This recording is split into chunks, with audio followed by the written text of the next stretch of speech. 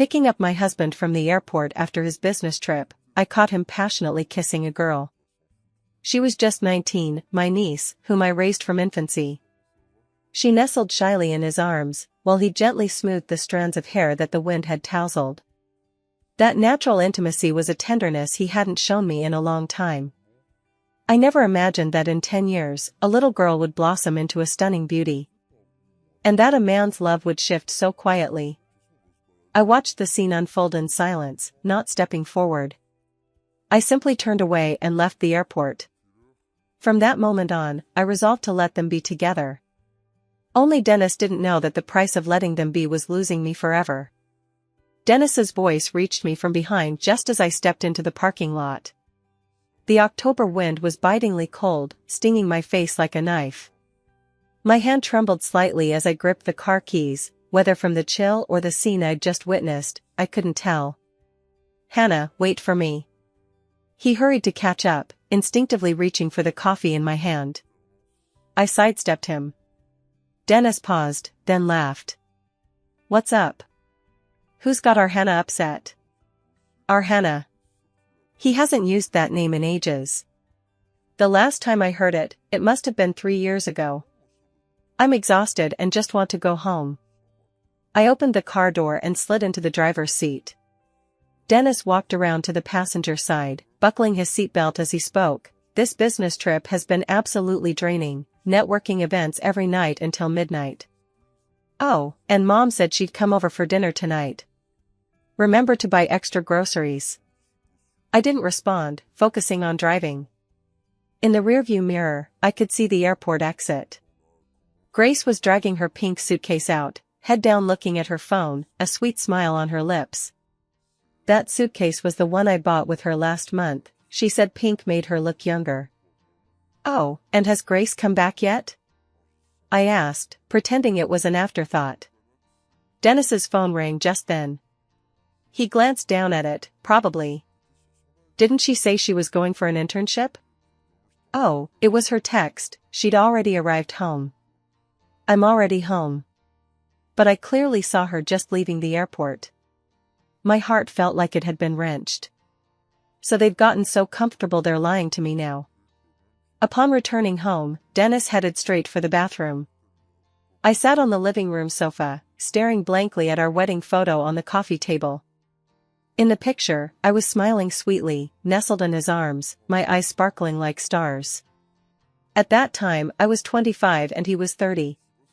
He said he would give me the happiest home. My phone buzzed, a WeChat moment from Grace. A carefully edited selfie with the caption, "Back home." What I missed most was Auntie's cooking.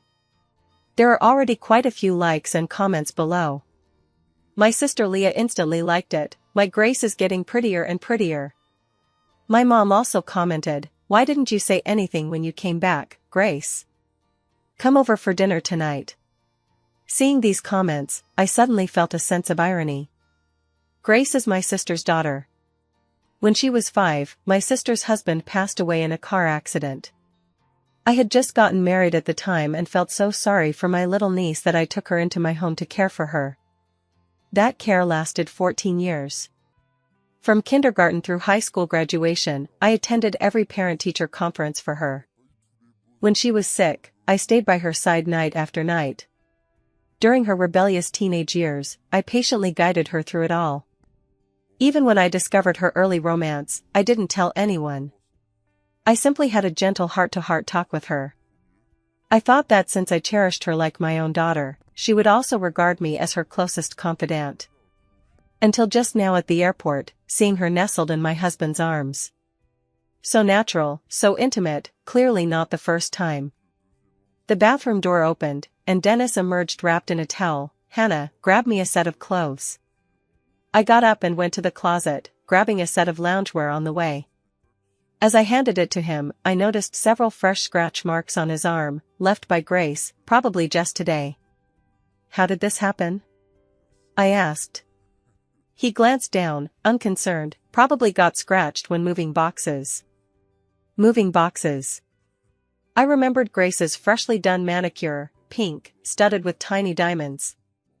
Grandma really did come over in the evening, carrying bags of groceries. Dennis said he'd be back today, so I specially bought his favorite dishes, she said. As soon as she walked in, she started bustling about without even asking if I was tired. That's just how it is. In her eyes, her son will always come first. I mechanically washed and chopped vegetables, my mind filled with images from the afternoon. Hannah, Grace is back, right? Invite her to dinner tonight. That girl's blossomed since starting college, Grandma said as she sorted through the greens. My hand paused. Even my mother-in-law knew Grace had returned. She'd just come back and probably wanted to rest. I said casually. Oh, we're all family here, no need to rest. I think this child is quite good, well-behaved and sensible, unlike those girls nowadays who just play all day. Look at you, my mother-in-law said, giving me a meaningful look. You're 35 now and still don't know how to take care of yourself. A woman really should pay attention to her appearance. I looked down at myself. Barefaced and dressed in loose loungewear, I certainly didn't have the vibrant glow of a 19-year-old girl. Over the years, I'd poured all my energy into my family. To better care for my family, I quit my job at the investment bank. To save money for luxury goods, I paid for Grace's tuition. I thought this was responsibility, love. But to others, it was just sloppiness. Mom's right, I should pay more attention. I smiled. Mother-in-law nodded approvingly, that's the spirit. Dennis is busy with work and under a lot of pressure. As his wife, you need to be more understanding. Just as they were talking, the doorbell rang. Dennis went to answer it, and Grace's voice came through, Uncle, I'm here to crash your dinner. Her voice was just as sweet and girly as it had been at the airport that afternoon. I emerged from the kitchen carrying the dishes, just in time to see her affectionately linking arms with Dennis. Spotting me, she immediately let go and called out sweetly, Auntie. Grace is here. I said calmly, go wash your hands and come eat. At the table, Grandma kept serving Grace food. Grace, are you settling in at school? Have you made any boyfriends yet? Grace blushed and lowered her head, Grandma, I'm still too young. 19 isn't exactly young. When your aunt was your age, suitors lined up all the way to the end of the street. Grandma said this while looking at me. Too bad she married so young. It sounded like regret, but the disdain in her tone was unmistakable. Dennis chimed in at just the right moment, Mom, wouldn't it be great if Hannah married me? Yes, Auntie and Uncle are truly devoted to each other, Grace replied, her gaze drifting toward Dennis with a hint of intentionality. That look reminded me of something. Right, possessiveness.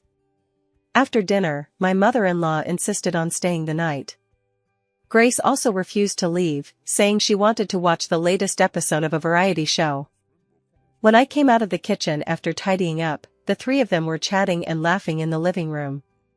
Grace sat beside Dennis, sharing a tablet to watch videos together. Every now and then, she'd laugh so hard at a funny scene that she'd fall back, resting her head naturally on Dennis's shoulder. Dennis, for his part, showed no sign of discomfort whatsoever.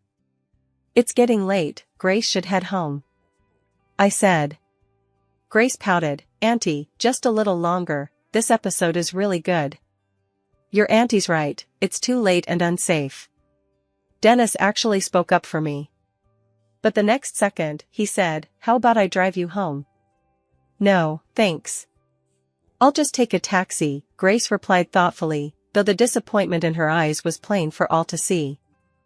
Grandma immediately said, why take a taxi? Have Dennis drive you home.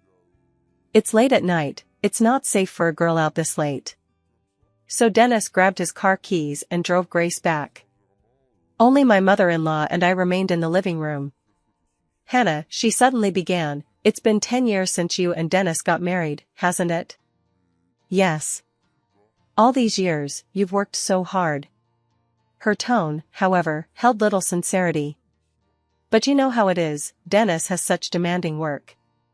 Sometimes he inevitably neglects the family. I knew exactly what she was implying. Grace is a great kid, pretty and kind-hearted. She continued, see how thoughtful she is? She knows how to care for others. Mom, what are you trying to say? I asked directly. My mother-in-law was momentarily taken aback, then gave a nervous chuckle. Nothing, she said. I just think Grace is such a good kid. Since you two don't have children, treating her like your own daughter wouldn't be a bad idea. If she knew her son and this girl were kissing passionately at the airport, I wonder what expression would cross her face. An hour later, Dennis finally returned. I caught the scent of Grace's signature perfume on him. I'd given it to her for my birthday last year, and she'd said she loved it. Now it seemed she really did love it, so much that she wanted my husband to wear it too. Late at night, I lay in bed, unable to sleep. As usual, Dennis lay with his back to me, and soon the sound of his steady breathing filled the air.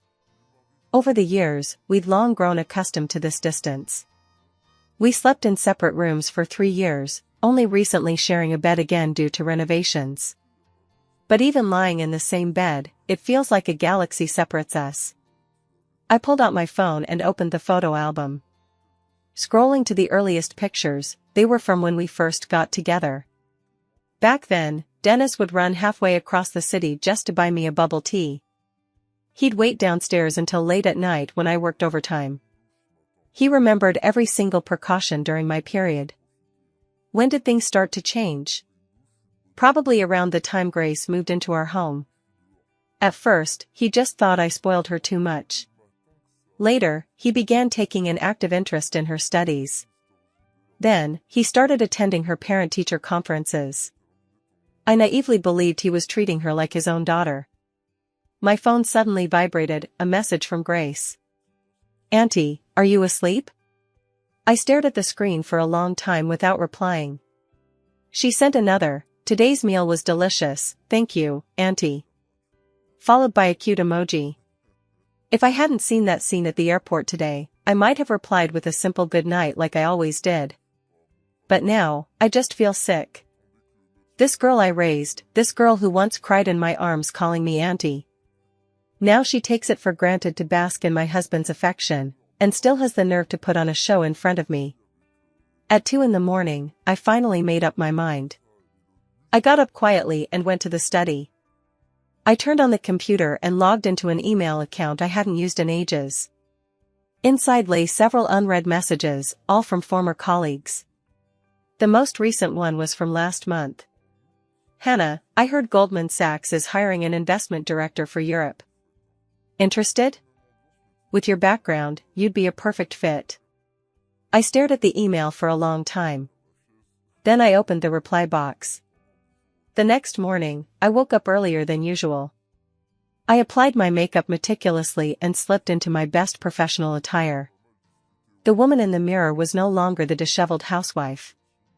Dennis froze momentarily when he woke up. You're going out today? Yeah, meeting a friend for dinner. Which friend? He sat up, frowning. I knew that look well. He always wore it whenever I tried to have a life of my own. Former coworkers. I said while organizing my bag. Aren't all your coworkers? He didn't finish, but I knew what he meant. In his eyes, my former colleagues were all workaholics with no sense of family. I'm heading out now. Breakfast is on the table. Before I left, I heard him say behind me, don't be too late coming back. Grace is coming over for dinner tonight. Grace is coming over for dinner. When did this house become a place she could just drop in whenever she pleased? When I saw Lena, she stared at me in surprise for several seconds. Oh my gosh, Hannah, you finally decided to come out. Lena was my former colleague and is now a vice president. All these years locked up at home, was it worth it? She cut straight to the point. I gave a wry smile. It's pointless to talk about that now. How is it pointless? She asked, looking at me earnestly. That position at the company is still open. I can recommend you. With your skills, starting over won't be a problem at all. Starting over. Those 4 words shone like a ray of light into my bleak existence. But I haven't touched this field in 10 years. So what? Lena cut me off. Did you forget how you landed that billion-dollar project back then? Of course I haven't forgotten. That was the highlight of my career. At 25, I became the youngest VP in the company. If not for family commitments, I'd likely be a managing director by now. Send me your latest resume, and I'll give you an internal referral. Lena says opportunities don't wait. After leaving the restaurant, I didn't go straight home. Instead, I headed to the mall and bought a few new outfits. The sales clerk complimented me, saying, "Your skin looks amazing, ma'am. You could easily pass for someone in their 20s. I knew it was just a sales pitch, but I still couldn't help but take another look at myself in the mirror. Truth be told, setting aside all these years of weariness, I'm not that old. Just as I was about to pay, I spotted a familiar figure. Grace emerged from the shop next door, arm in arm with a man, chatting and laughing. That man was Dennis. They were looking at couples' rings. Grace tried on a diamond ring, holding her hand up to admire it in the light. Dennis stood nearby, smiling and saying something. The salesperson enthusiastically explained, "Sir, you have excellent taste. This is our best-selling couple's ring. Your girlfriend has such slender fingers, it will look absolutely stunning on her." Girlfriend. They didn't correct me. I stood there, calmly watching the scene unfold. The heart-wrenching pain I'd felt that morning had vanished. It just seemed ridiculous. Last night he said he had a meeting at the office today. Turns out his company has moved into the jewelry store. "Auntie?" Grace spotted me first, her expression changing instantly. But she quickly composed herself, releasing Dennis's arm. "Auntie, what are you doing here?" Dennis's expression was even more entertaining. It went from shock to panic to feigned composure in just a few seconds. "Hannah, didn't you say you were having dinner with friends?" "We finished. Just doing some window shopping." I glanced at the rings in front of them. "Buying rings?" "No, Dennis tried to explain. Grace cut in, "I wanted to buy a ring as a birthday gift for my roommate. My uncle happened to be free, so he came along to look with me." A birthday gift. For my roommate. She must have forgotten that just a month ago, she told me her roommate was struggling financially and she wanted to help cover her living expenses. Now she's actually planning to give a diamond ring worth tens of thousands as a birthday gift. "Oh." I replied indifferently, "Well, take your time choosing." Then I turned and walked away. Dennis's voice came from behind me, "Hannah, wait, I'll drive you home." Without turning back, I walked straight out of the mall. My phone kept ringing, but I didn't answer. Only after getting into the car did I glance at the screen. A dozen missed calls, all from Dennis. There was also a message from Grace, "Auntie, did you misunderstand something?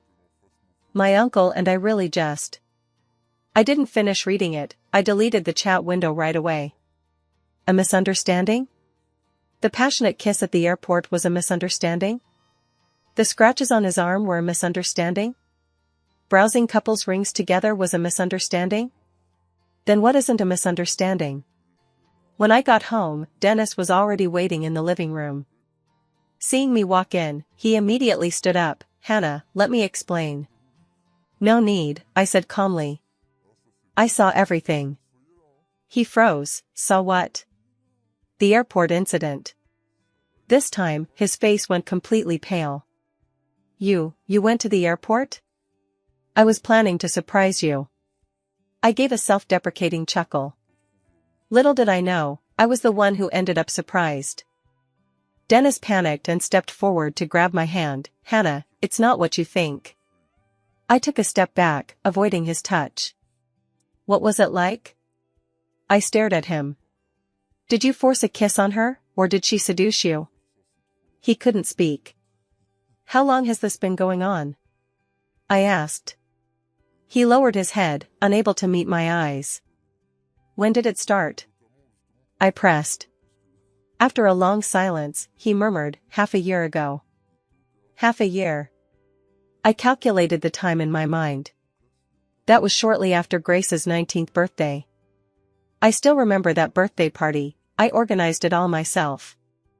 I waited in line all night to buy the cake, and I carefully selected the gift. But the person she looked at while making her wish was Dennis. She was just a child. Dennis tried to explain. Child? I sneered. A child we'd embrace at the airport?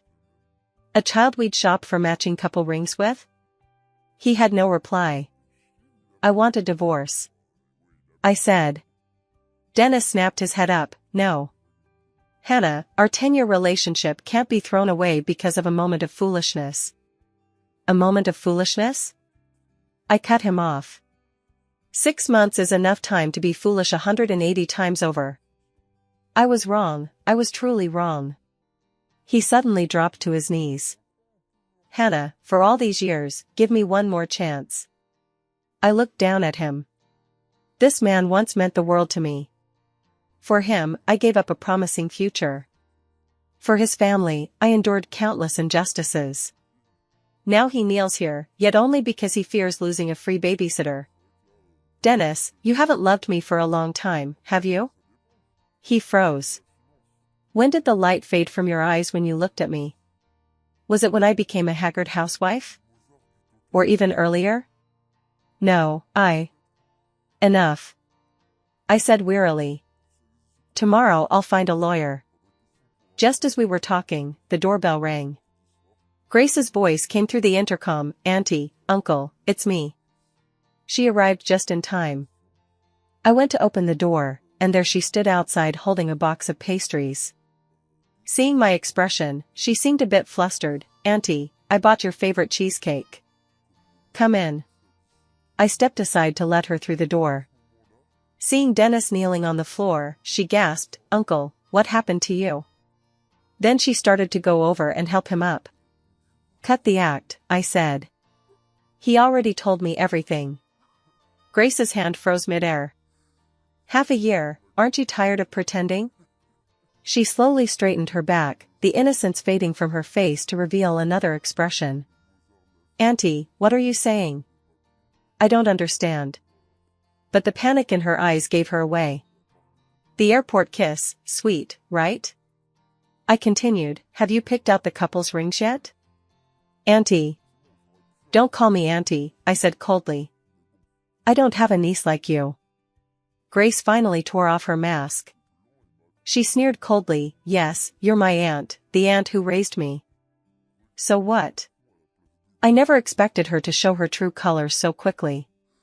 You're only being nice to me because you feel guilty, right? She pressed on. If you hadn't insisted on dragging my parents to your wedding, they wouldn't have been in that accident.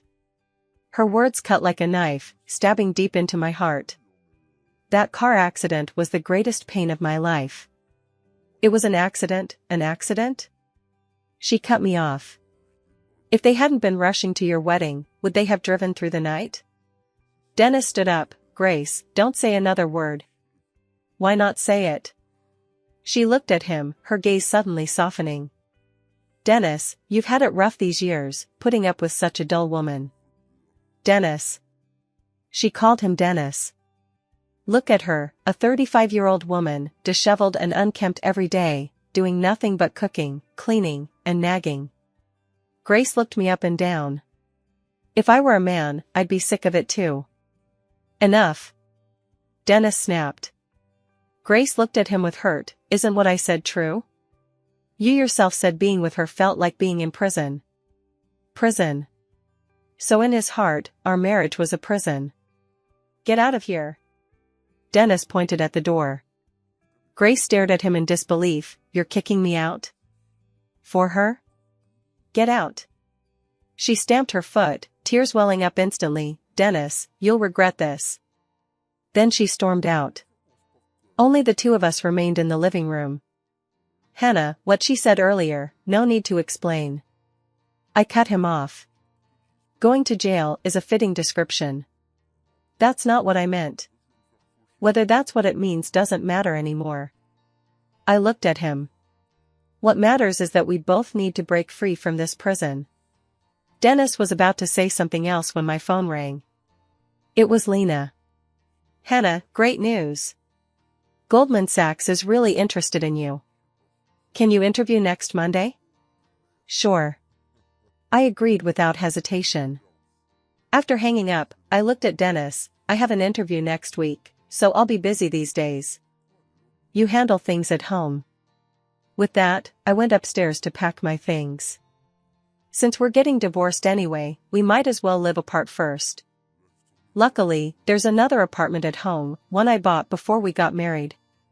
The first night after moving out, I couldn't sleep. Not because I was sad, but because I was excited. It had been too long, far too long, since I'd lived for myself. Early the next morning, I began preparing for the interview. I needed to brush up on my professional knowledge, practice my English, and catch up on industry changes over the years. Time was tight, but I was full of determination. During that time, Dennis made countless calls, but I didn't answer a single one.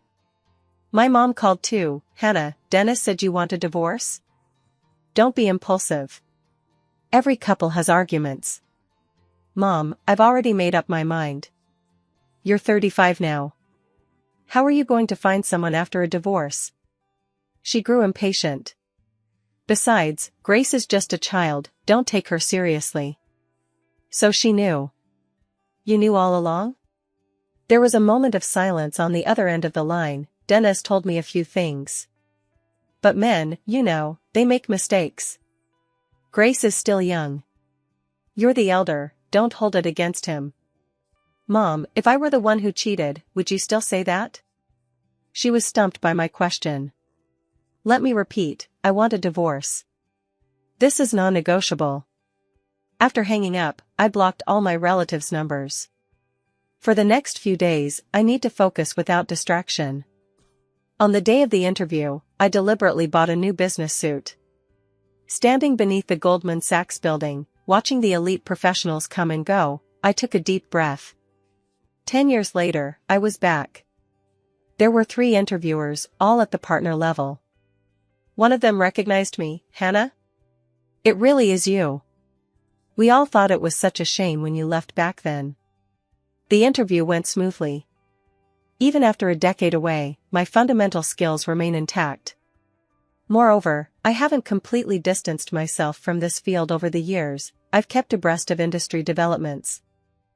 Last question, the lead interviewer asked, can you handle high-intensity work and frequent business travel? Of course. I didn't hesitate. In fact, I'm already prepared to dedicate myself fully to the job.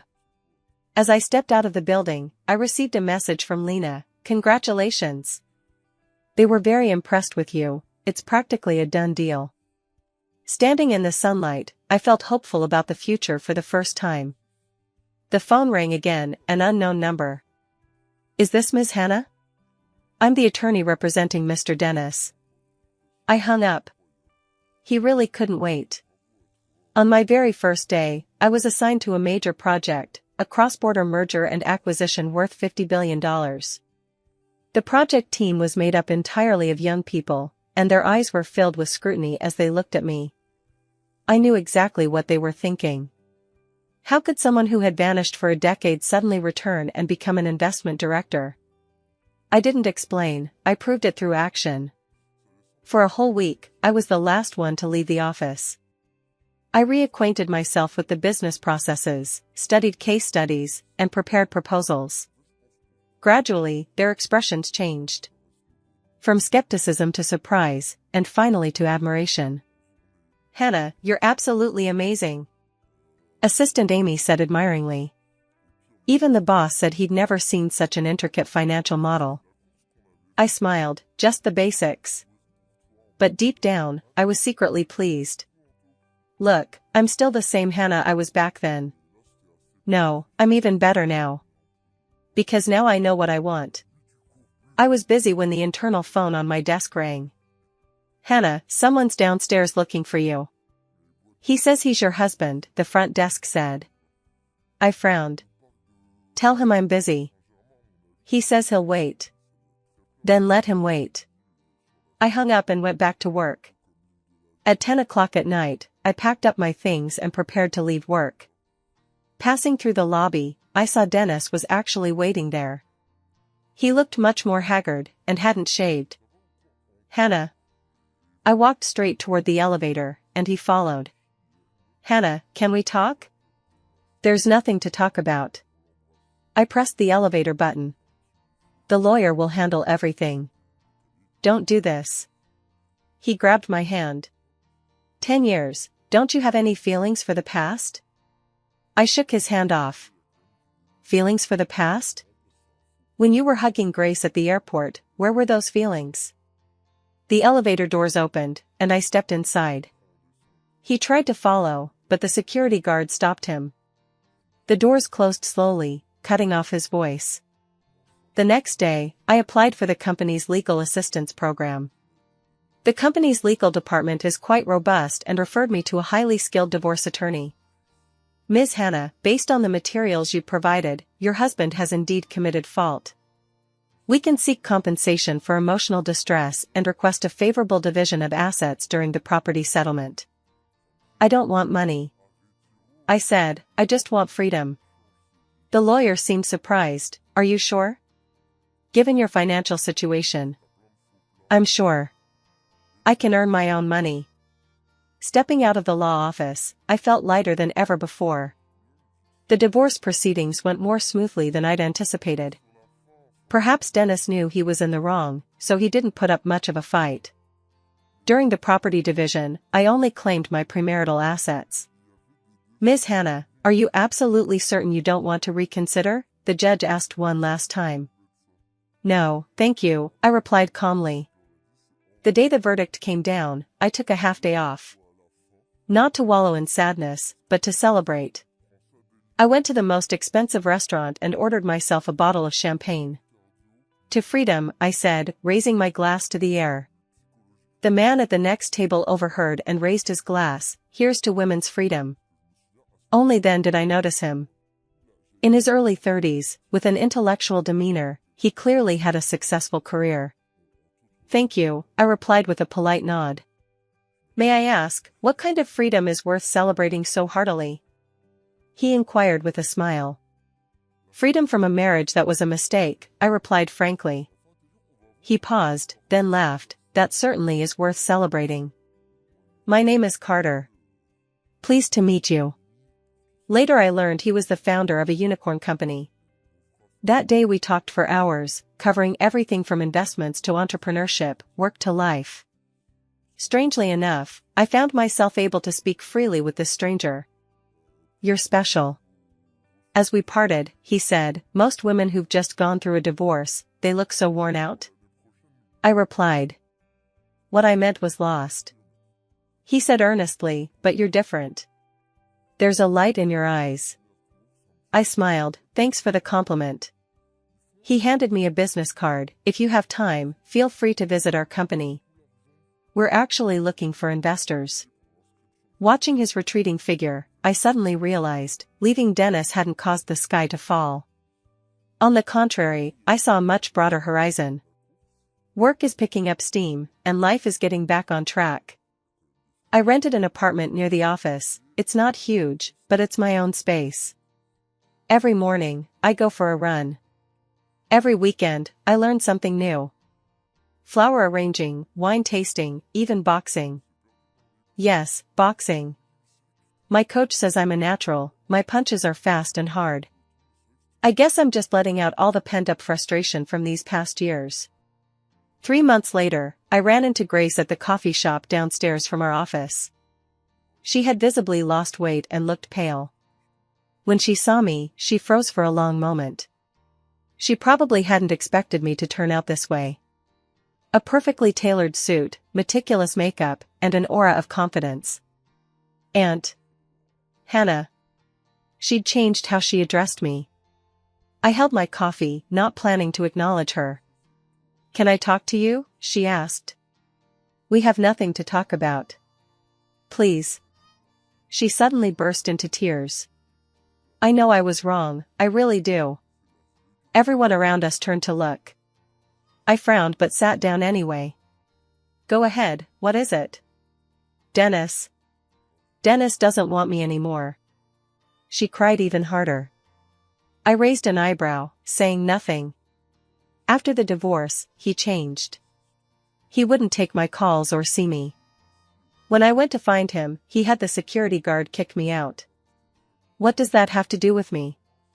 She lifted her head, her eyes swollen from crying. I know. It's all my fault. I ruined your marriage. No, I interrupted her. You showed me the truth. In that sense, I should thank you. She froze. If it weren't for you, I might have stuck around in that stagnant marriage even longer. I stood up, so thank you. As for Dennis, I don't care about your business. As I turned to leave, she grabbed my arm. Auntie, I really messed up. I just lost my head in the moment. A momentary lapse lasting half a year? I shook off her hand. Grace, you're an adult now. You must take responsibility for your own choices. And, I turned back to look at her. You were right back then. That car accident was indeed my fault. That's why I've been atoning all these years. Now, we're even. With that, I walked away without looking back. After that, I poured all my energy into work. The project progressed smoothly, and the client was extremely satisfied. By year-end, I was promoted. MD, Managing Director. Faster than I had anticipated. At the celebratory banquet, the boss singled me out for praise. Hannah has proven through her hard work that it's never too late to start. Colleagues raised their glasses in congratulations one after another. I smiled and responded to each toast, yet my heart remained unusually calm. This is just the beginning. Midway through the banquet, I stepped out to take a call. It was Carter. Congratulations on the promotion, he said. I was a bit surprised. How did you know? The finance world is small, he chuckled. Interested in celebrating? I glanced at the time. Now? If it's convenient. For some reason, I agreed. He drove over to pick me up, and we went to a private home-style restaurant. The dishes here are quite distinctive, he explained, adding that the owner is a man with a story. It's truly unique, each dish looks like a work of art. Actually, I've been wanting to ask you out. He suddenly said. I looked up at him. But I wasn't sure if it was appropriate. He seemed a bit embarrassed. After all, you just divorced? I finished his sentence. He nodded. It's been almost a year. I smiled and said, and I'm doing great now. I can tell. He looked at me intently. You're even more captivating now than when we first met. The atmosphere suddenly turned a bit awkward. I wasn't quite comfortable with it, so I changed the subject. By the way, that project you mentioned last time. He chuckled, workaholic. Alright, let's talk about the project. That night, we talked about so many things. Not just work, but life, dreams, and even childhood. It had been ages since I'd had such a relaxed conversation with someone. As he drove me home, he asked, Can I ask you out again sometime? I thought for a moment, only if it's not about work. He paused, then smiled, Of course not. My relationship with Carter developed naturally. He was a gentleman who never overstepped boundaries. Each date was thoughtfully planned yet never felt pressured. Most importantly, he respected my career. You're the most ambitious woman I've ever met, he once told me. Is that a compliment or an insult? Definitely a compliment. He said earnestly that ambitious women are the sexiest. He made me laugh. Gradually, I found myself looking forward to his calls, anticipating our weekend dates. This feeling was unfamiliar yet wonderful. It turns out I could still feel my heart flutter. We officially started dating 3 months later. That day, he took me to an art exhibition. Standing before a painting, he suddenly took my hand. Hannah, will you be my girlfriend? I looked into his eyes and saw the nervousness and anticipation there. I might not be the best girlfriend. I said I'm swamped with work and might not have time. I'm busy too. He cut me off, but no matter how busy you are, you still need someone to share things with, right? Yeah, share. It's been so long since I've shared anything with anyone.